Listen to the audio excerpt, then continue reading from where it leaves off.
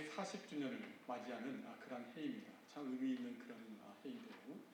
또 특별히 9월 둘째 주일은 저희들이 교회 창립 주일로 제가 드리는 그런 주일이기도 합니다. 제가 교회 창립 40주년을 우리가 맞이하고 또 준비하면서 어떤 말씀 우리가 함께 나누길 원할까 이렇게 하나님께 기도하고 또 구했을 때 빌립보서를 통해서 함께 말씀을 은혜를 나누면 좋겠다라는 그런 마음을 하나님이 주셨습니다. 이 빌립보서는 기쁨의 서신이라는 그런 이 별명이 붙은 그런 서신이기도 합니다. 그만큼 교회를 향한 우리 주님의 그 은혜와 약속과 또 하나님의 그 축복이 무엇인지를 우리에게 보여주는 그 말씀이 이 빌립보서인 것입니다. 오늘 저와 함께 이 빌립보서를 통해서 우리 하나님의 은혜를 함께 나누고요. 또 우리 교회에 이와 같은 하나님 놀란 이 축복이 임할 수 있는 그런 좋은 그런 계기가 될 수 있기를 바랍니다. 오늘 특별히 본문을 통해서 우리가 회복해야 할 기도라는 그런 제목을 가지고 함께 말씀을 나눌 텐데요. 우리 기독교는 지난 2000년 동안 수많은 아름다운 기도를 많이 남겼습니다. 그 중에서 여러분들이 잘 아시는 성 프란시스의 평화를 위한 기도, 이 평화의 기도는 참 우리들의 마음속에 기억되어 있고 또 수많은 사람들이 이 기도를 따라서 기도하는 아름다움, 또 분열이 있는 곳마다 평화를 심는 그런 평화의 도구가 되었습니다. 저는 또 요즘 제 마음에 또 많이 떠오르는 기도가 있습니다. 리차드 리버가 기도한 평온을 위한 기도입니다. 제가 그 기도를 한번 읽어보도록 하겠습니다.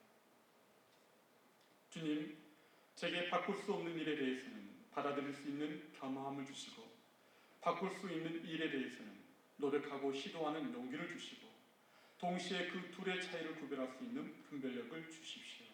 하루를 살아도 한껏 살게 하여 주십시오. 한순간을 즐겨도 한껏 즐기게 하여 주십시오.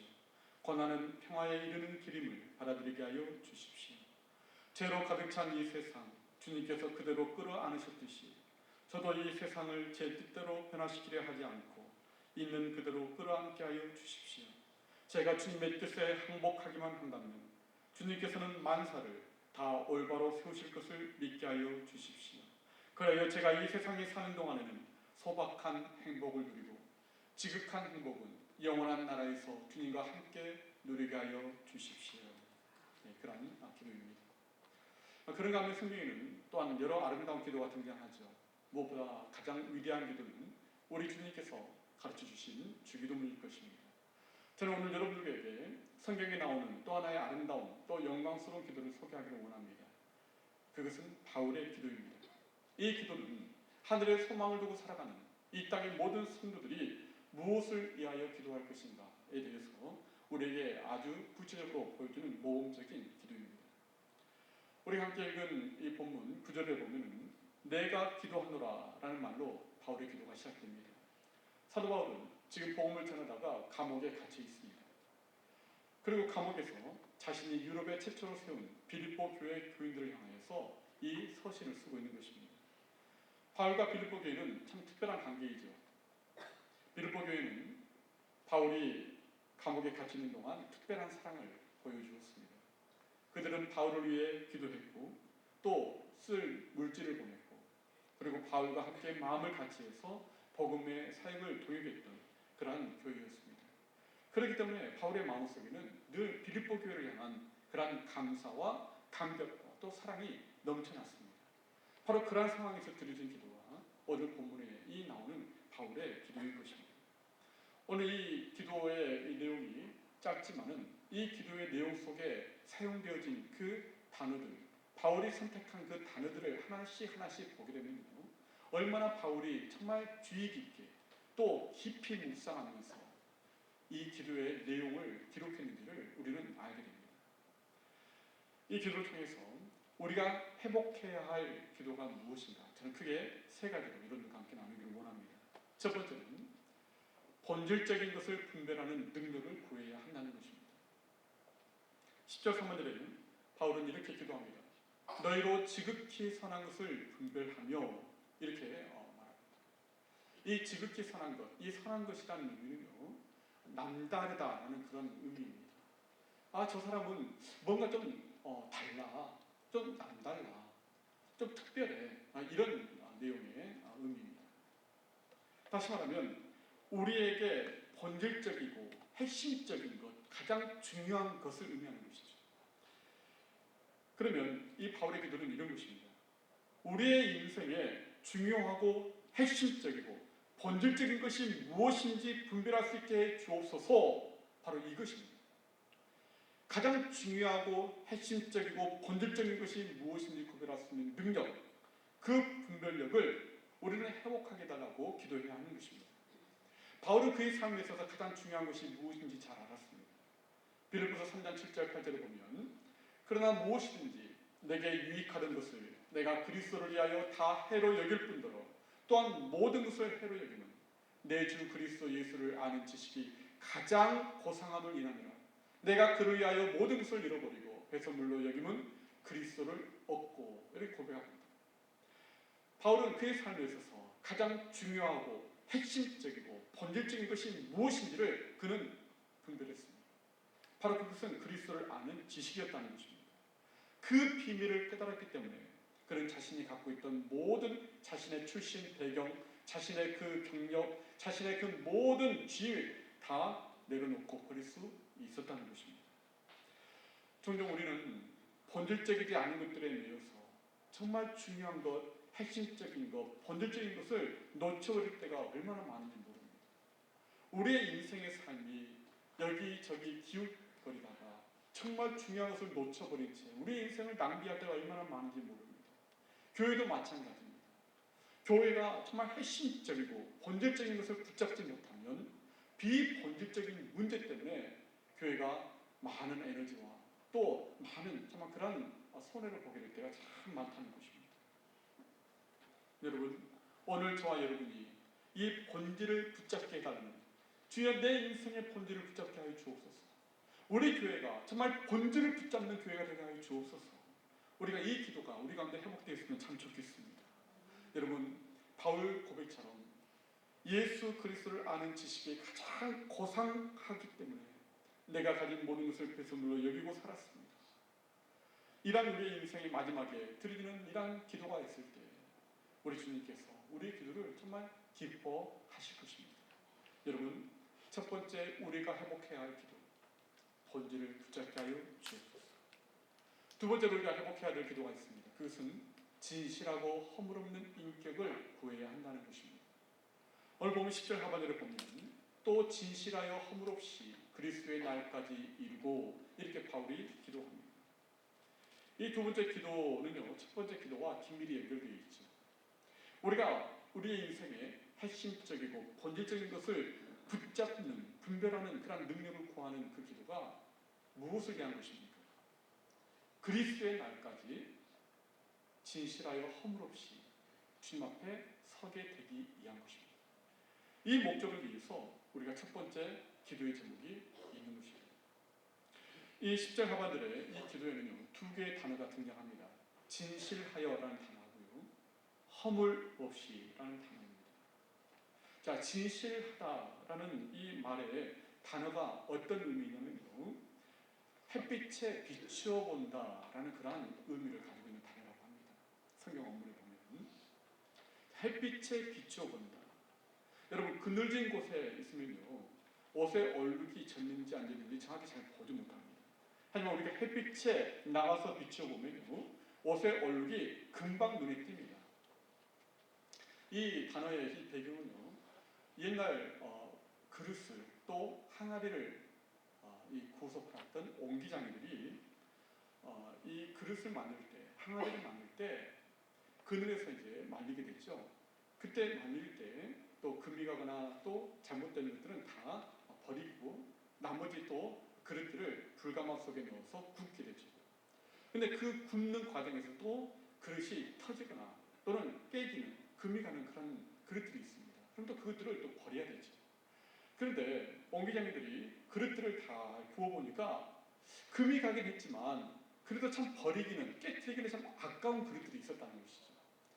그러면 어떻게 하느냐? 이 옹기장이들이 그 그릇과 같은 색깔의 밀초를 녹여서 그 금이 간 곳을 떼었습니다. 그래서 그 그릇을 팔게 되죠. 그러면 그 그릇을 산 사람은 그 그 그릇을 사용하다가 점점 시간이 지나면서 햇빛에 그 밀초가 녹아버립니다. 그리고 어느 날 갑자기 항아리에 물이 새기 시작하는 것이죠. 이 옹기장이들이 이런 밀초를 발라서 파는 그릇들이 종종 있었기 때문에 사람들은 이 항아리를 살 때 그 항아리를 들어가지고 햇빛에 이렇게 비춰보는 것입니다. 그러면 그 그릇에 금이가 있으면 그 금이 햇빛을 통해서 보여지게 되는 것이죠. 구분하게 되는 것입니다. 그래서 그때 이 옹기장애들이 그 그릇에다 또는 항아리에다가 이런 태그를 붙였다고 해요. 어떤 태그를 붙였냐면 시네체마라는 그런 단어를 써서 붙였다고 합니다. 이 시네체마라는 이 단어의 뜻은 뭐냐면요, 밀초를 안 발랐음 이것입니다. 밀초를 안 떼었음. 네. 근데 이 시네체마라는 이 단어에서 영어에 sincere이라는 단어가 나왔습니다.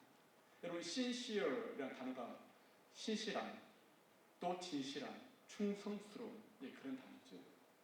다시 말해서 바울이 진실하도록, 빌립보 교인들이 진실하도록 기도하고 있다는 것은 무슨 말입니까? 저들의 신념이, 저들의 인생이 금이 가지 않는, 하나님의 빛에 비추어 봤을 때 흠이 없는, 깨지지 않는 그러한 그릇 같은 신앙이 되게 하여 주옵소서 하는 그런 기도인 것입니다. 여러분, 하나님의 빛에 비추어 보면요, 우리의 본질이 드러납니다. 내가 내 자신을 볼 때는 그럴듯하게 보입니다. 뭐 사람들이 볼 때도 그렇죠. 네. 하지만 하나님의 밝은 빛 앞에 비추어 보면요, 우리의 내면 속에 여기저기 금이 가고 흠이 있는 것들이 눈에 보이기 시작합니다. 그렇기 때문에 바울은 지금 자신이 사랑하는 그 빌립보 교인들을 위하여 이 기도를 드리는 것입니다. 우리가 얼마나 약하고 부족한 존재입니까? 겉으로는 그럴듯해 보여도 우리의 마음속에는 거짓이 있고 수많은 그런 문제들이 있습니다. 속임수가 있습니다. 하지만 우리 삶에 정말 중요하고 본질적인 것이 무엇인지를 우리가 올바로 선택하는 분별력이 생긴다면 우리 주님께서 다시 오시는 그날, 주님의 그 밝은 진리의 빛에 우리가 비춰지게 될 때 우리가 진실하게 금이 가지 않는 인생으로 주님 앞에 서게 될 것입니다. 그렇기 때문에 우리가 이것을 기도해야 한다는 것이죠. 또한 허물없이라는 단어가 또 쓰여지고 있습니다. 이 허물없이라는 이 단어의 이 원래 뜻은요, 다른 사람을 넘어뜨리려고 장애물을 놓지 않는다, 이런 뜻이 있습니다. 능동적인 뜻이죠. 하지만 또 수동적인 뜻에 이런 뜻이 있습니다. 그런 장애물에 넘어지지 않기에 노력한다, 이런 뜻도 있습니다. 무슨 말입니까? 허물 없이란 말은 우리의 인간 관계를 의미하는 것입니다. 진실함이라는 것이 내 자신의 내면을 말하는 것이라면, 허물 없이라는 말은 인간 관계 안에서 흠이 없는 것을 말하는 것입니다. 하나님은 관계를 아주 중요하게 생각하시죠.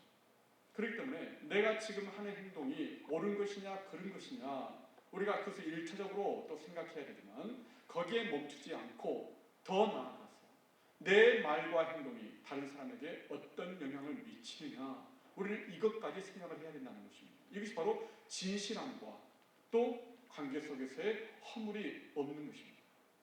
이것을 위해서 우리는 기도해야 한다는 것입니다. 바울은 모든 것이 가하나 모든 것이 유익한 것이 아니니라고 말했습니다. 그래서 바울은 마음에 전혀 거리낌이 없을지라도, 또 그것이 전혀 잘못된 것이 아니라 할지라도 공동체에 유익이 되지 않는다면 그것을 포기하고 내려놓을 수 있어야 한다고 말합니다.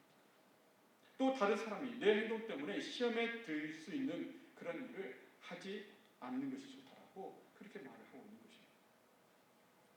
여러분, 왜 서로의 인간관계가 중요합니까? 왜 우리가 우리 자신의 개인적인 인격뿐만 아니라 왜 서로의 인간관계 안에서 허물이 없어야 하는 것입니까? 그것은 주님이 다시 오실 때 우리 서로가 멸류관이요 자랑이 되기 때문입니다.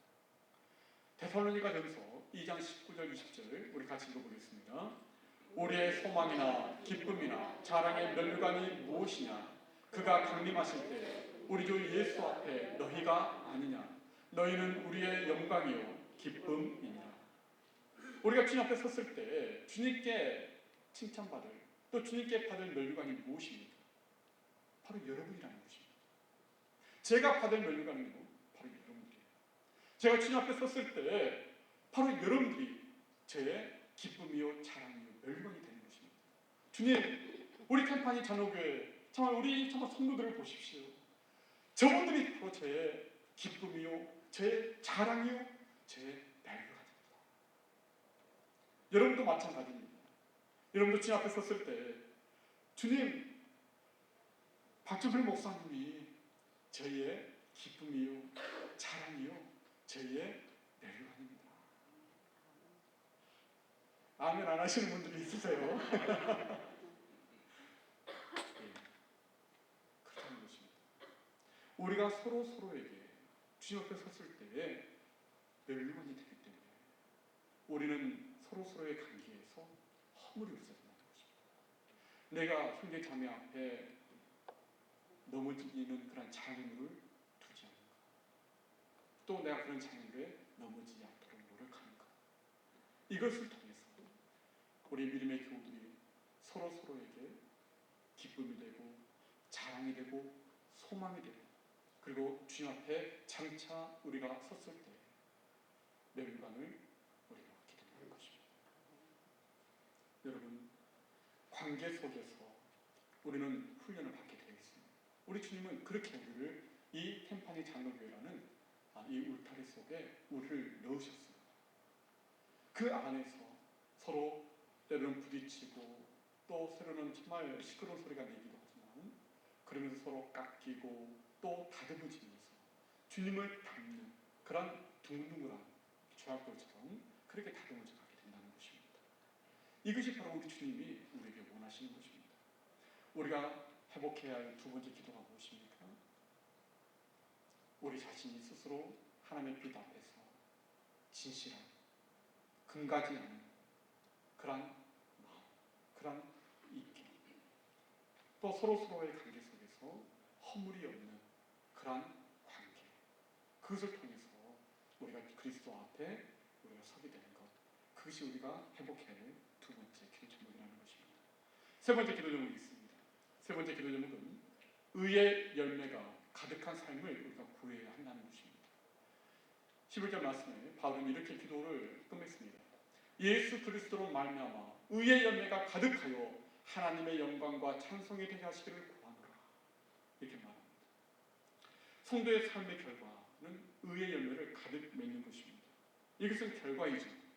우리가 첫 번째 회복해야 될 기도 제목, 우리의 인생에 정말 본질적인 것을 우리가 분별하고 그것을 붙잡게 된다면 우리의 삶이 진실함과 허물이 없는 그런 삶을 살게 될 것이며, 그 결과로 우리의 삶에 의의 열매가 풍성하게 가득하게 맺어지게 된다는 것입니다.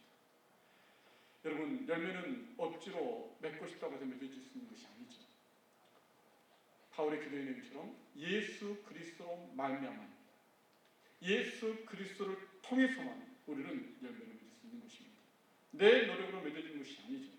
예수님께서는 나는 포도나무요 너희는 가지니 저가 내 안에 내가 저 안에 있으면 이 사람은 과실을 많이 맺나니 너희가 나를 떠나서는 아무것도 할 수 없느니라, 이렇게 말씀하셨습니다. 그렇기 때문에 교회가 추구해야 할 것이 무엇인가? 교회가 추구해야 할 것은 바로 주님을 만나는 것입니다. 포도나무이신 주님께 꼭 붙도록 하는 것입니다. 주님을 만나도록 해주는 것이 바로 교회가 추구해야 할 일인 것입니다. 성도들이 교회 안에서 먼저 은혜를 받아야 한다는 것이죠. 주님을 만나는 감격이 있게 해야 한다는 것입니다. 그 감격이 있을 때에 우리는 자발적으로 봉사하게 되고 주님이 기뻐하시는 열매를, 삶의 열매를 맺을 수 있게 된다는 것입니다. 제가 교회 사무실에 있다 보면요, 주중에 나와서 교회 정리를 하는 분도 있고요, 청소를 하거나 또 여러 가지로 봉사하시는 분들이 계십니다. 제가 그분들의 어떤 개인의 영적 상태를 잘 모릅니다. 하지만 제가 짐작할 수 있는 것은 있습니다. 그분들은 주님께 대한 감격이 있는 분들이라는 것입니다. 그리스도의 사랑이 우리를 강권하십니다.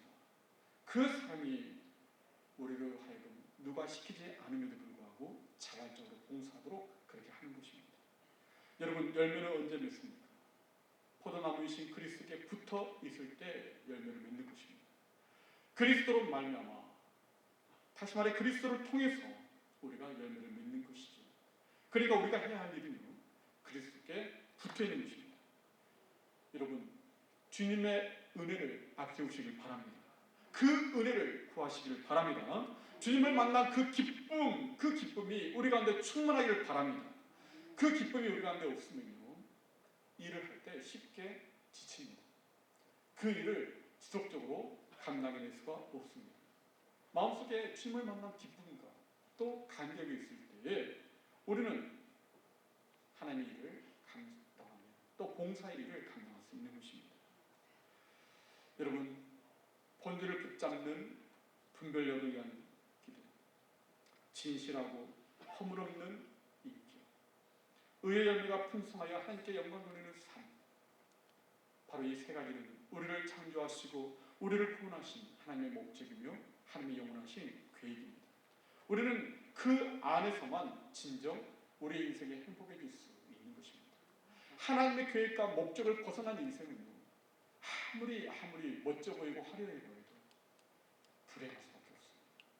우리가 하나님의 목적 위에 세워질 때 그래서 우리 인생의 행복이 이루어지게 되는 것입니다. 여러분, 이 세 가지 기도 제목 원치 않는 사람이 누가 있겠습니까? 그런데 문제는 이 세 가지 기도 제목을 이룰 수 있도록 하는 원동력이 있다는 것입니다. 그 원동력을 바울은 두 가지로 우리에게 말합니다. 그 두 가지를 말씀드리고 말씀을 맺겠습니다. 첫 번째는 사랑입니다. 바울이 이 9절 말씀에서 기도를 시작할 때 너희 사랑을 풍성케 하라 이렇게 권면합니다. 너희 사랑을 풍성하게 하여.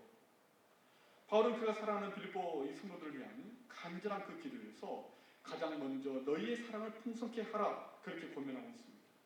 이 세 가지 기도 제목을 가능하게 만드는 원동력이 바로 우리 주님께 대한 사랑이라는 것입니다.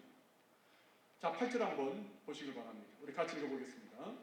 내가 예수 그리스도의 심장으로 너희 우리를 어떻게 사모하는지 하나님이 내 증인이시니라. 마음에 하나님을 향한 진실한 사랑, 그 참된 그 애정, 바로 예수 그리스도의 심장으로 표현하고 있습니다. 여러분, 심장이란 게 무엇입니까? 심장, 가장 귀하고 소중한 것이죠. 생명입니다. 그 생명을 주기까지 우리 주님께서 우리를 사랑하셨습니다. 예수 그리스도의 심장. 근데 그 사랑을 우리 속에 더욱더 풍성하게 하기를 기도하고 있다는 것입니다. 여러분, 우리의 본성은 어떻습니까? 우리의 본성은 이기적입니다. 우리의 본성은요, 자기 중심적이에요. 우리 안에는 참된 사랑이 없습니다. 그렇기 때문에 하나님의 사랑과 은혜가 우리 가운데 부어지지 않으면 결코 나만을 위한 이 이기적이고 자기 중심적인 것이 깨트려질 수가 없는 것입니다. 사랑하는 여러분, 여러분들이 진실하게 무릎 꿇고 정말 하나님을 사랑하지 못한 것에 대해 회개했던 적이 언제 있습니까?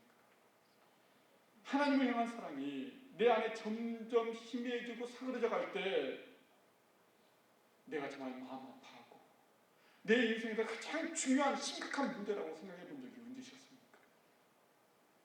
주님은 나를 위해 십자가에서 자기를 다 버리기까지 사랑하셨는데, 심장이 터지기까지 사랑하셨는데 왜 나는 주님을 향한 이 사랑이 이렇게 초라할까? 그렇게 눈물을 쏟으며 기도해 보신 적이 언제입니까?